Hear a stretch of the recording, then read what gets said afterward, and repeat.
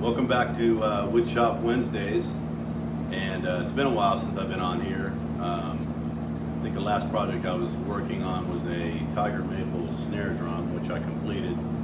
So I've got the next part of that project, or part B of that project, I guess, and that is to build all of the shells for the drum set. And while I'm not using the same wood, it is a wood that I've always been curious about. I think I made a couple of snare drums back in the day from this, but never a full drum set. So this is for my own personal use. I'm not selling it. It's just something I wanted to make to begin playing again. I haven't played drums in about 7 years now. So this is African Mahogany, and all the wood arrived here, 38.84 feet.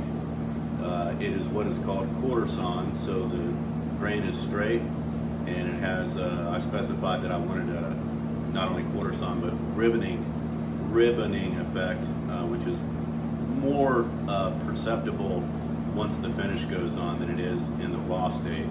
But in any case, I think I mentioned already, this is the 28th of July, 2024, and so I'm going to get started by cutting the rough pieces to dimension for and the sizes of the drums are going to be a 14 by 20 bass drum, and then starting from the smallest tom, it will be a 7 by 8, 7 by 10, 8 by 12, 9 by 13, and 13 by 15 on the 4-tom. So those are the sizes. Shallower sizes tend to be more give you more of the fundamental pitch, and also kind of tend to be a little bit more resonant as well, in my estimation. But I'm excited to do this. I'm really looking forward to the end product. But the reason I'm doing the rough cuts first is I'm going to let the wood acclimate to my shop. The wood is from New York. I live here in the Mid-South. It's much hotter here and very, very humid. So I want to cut it up into rough dimensions and let it settle, let the wood move and do whatever it's going to do and continue to acclimate to the shop. And I'll probably let that sit the entire month of August before I'll start doing the final milling and dimensioning. But so I'll go ahead and let you have a look at the raw boards. I've got a total of 16 boards. 5 of them are at least 7 inches wide or greater, and the other 11 boards are 6 inches or greater. And that has to do more with the width of the staves that I'll be cutting for the bass drum in particular on those wider boards. So, all right, I'll give you a peek of what these look like. Okay, here we are at the raw boards. So these are the wider ones. You know, it's probably more like 8 inches wide or so.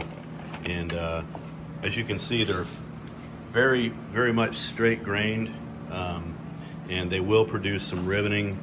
Again, you'll see more of that when the finish goes on. But the reason this is preferred from my perspective is being straight grain, quarter sawn like that, the wood is going to be more stable. It's also going to be easier to match up the individual staves and make a cohesiveness to the shell aesthetically. So, all right, here we go.